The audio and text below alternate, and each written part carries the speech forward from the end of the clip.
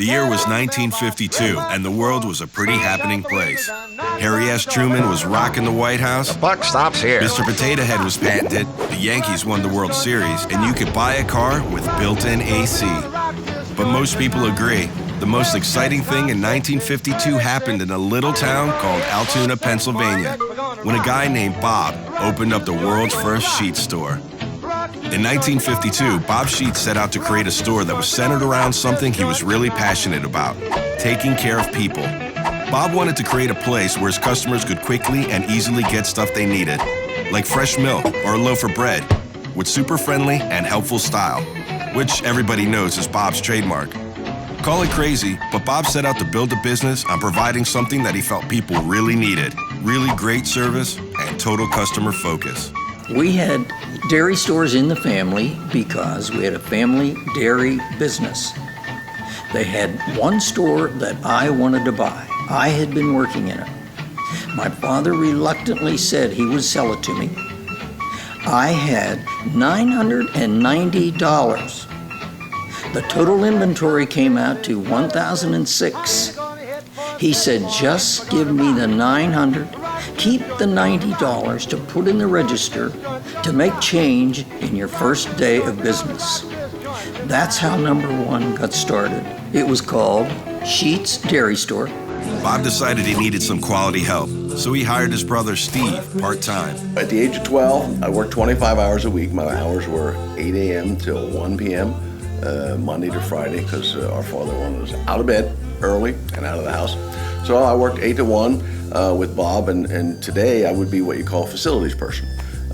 Bob said, you're not allowed to ring the register for 1 year. So I cleaned the parking lot, and I cleaned the windows, and I stocked the shelves. I made 80 cents an hour, and worked 25 hours, and I look forward to that Friday and getting 20 bucks. Back in 1952, 53, we had a delicatessen case. And as we sold more and more lunch meat, carry-out lunches, I got the idea to put in a lunch counter. And we were in the lunch business. The business was really starting to take off, and by 1969, the Sheetz boys opened up their third store. That was also the year Steve was named general manager. Business continued to grow, and things were great. Stan Sheetz, Bob's son and Steve's nephew, was added to the payroll. I think my father, Bob, looked at me and he saw cheap labor and it put me to work.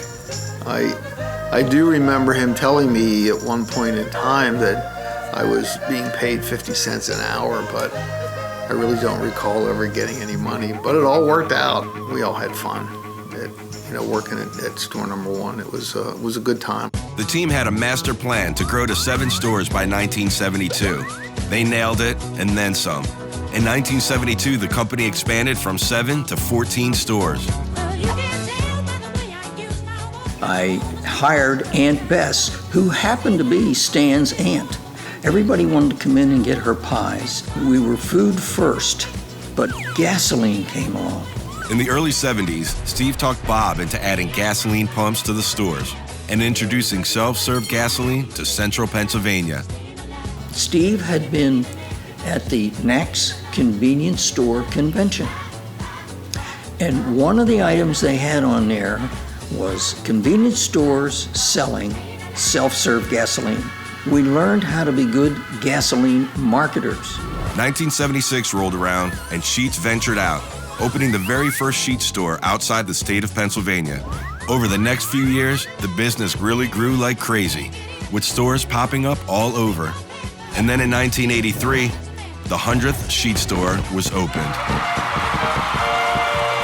Bob always said that when he opened his 100th store that he was going to retire. Of course, we had to make sure 100 was in Altoona, and there's a huge crowd there.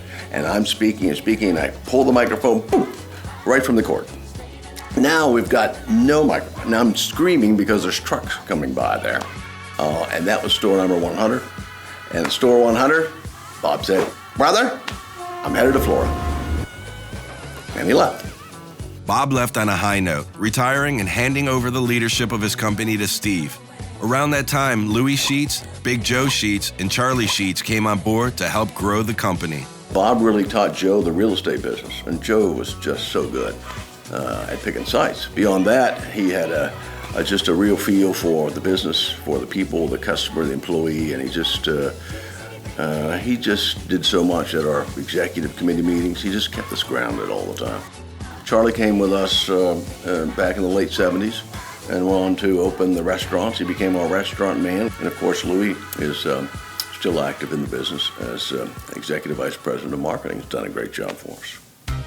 Along with spandex and parachute pants, the 80s brought lots of great things to the Sheetz business, including our most game-changing innovation ever, thanks to store manager Earl Springer. He created the MTO on his own. Earl had a great idea. He got slips of paper for customers to write their sandwich order on and specify their meat, cheese, and toppings of choice. And boom, that was the beginning of made to order. Soon the Sheetz brothers figured out a way to make MTO food even better. And by the early 90s, touchscreen ordering was introduced. It took off and Sheetz became the place for great food. The 90s brought lots of growth. Sheetz could be found in Virginia, West Virginia, and Ohio. We now covered 5 states. And to top it off, in '95, we were inducted into the Convenience Store News Hall of Fame. Steve passed the torch and put Stan in charge as president while he became chairman of the board. And brothers Travis and Joe Sheetz were added to the Sheetz team. In the usual risk-taking style, the Sheetz family tried lots of new and innovative ideas. Some of them worked and some of them didn't. But the business continued to flourish. And by the early 2000s, was ranked by Forbes and won the restaurant industry's coveted Silver Plate Award for exceptional food. Not bad for a gas station. That's an insult. Just because we look like a gas station doesn't mean we are a gas station. People have got to get used to this new brand when it enters their neighborhood, and it's going to be called Sheetz. That place called Sheetz is definitely different. It's unique, and there's no place like it. But for the Sheetz family, it's not always about business. They're committed to helping people in the communities they serve. And over 6 decades, their commitment has flourished as Sheetz Family Charities. The way we were raised taught us a sense of giving, how to give back. We feel a need to give back to the community, to young people, organizations, to churches, to the needy in general. You know, Sheetz Family Charity as well as Sheetz Family Christmas. I always think of Sheetz Family Christmas. The first year, I remember they raised $10,000 because they only had like a month to do it.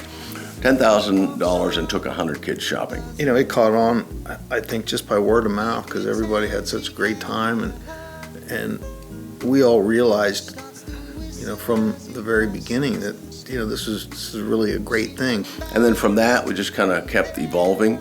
And then it changed names to Sheetz Family Charities as we began to help the Make-A-Wish, where we had one family from each district. Our idea was always to involve all of the communities and always kind of be part of each of the communities in which we operate. I think it's our family culture. Started with my father. We would learn the value of giving and the Sheetz value that stuck with all the family members to this day. We ramped up the food offerings with new stuff like MT Go, Schweetz, and Sheetz Brothers Coffee. People liked it, so we kept rolling with it. The Millennium also brought a whirlwind of innovation, including new store design, a new logo, an expanded fleet of trucks, and the introduction of our first convenience restaurant. Just because we don't look like a restaurant doesn't mean we're not one.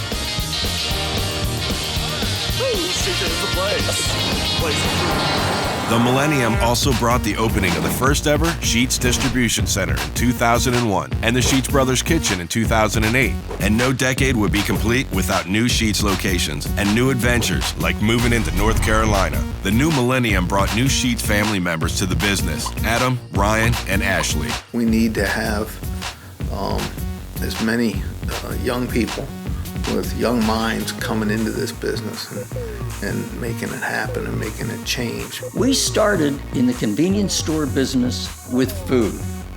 Today, we are a food and beverage company with convenience. The more we listened to our customers and gave them what they asked for, the more they stood by us. I mean, really stood by us.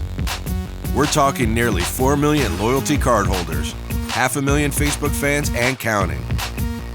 In fact, we've got the most loyal, most awesome fans in the world. We call them Sheetz Freaks.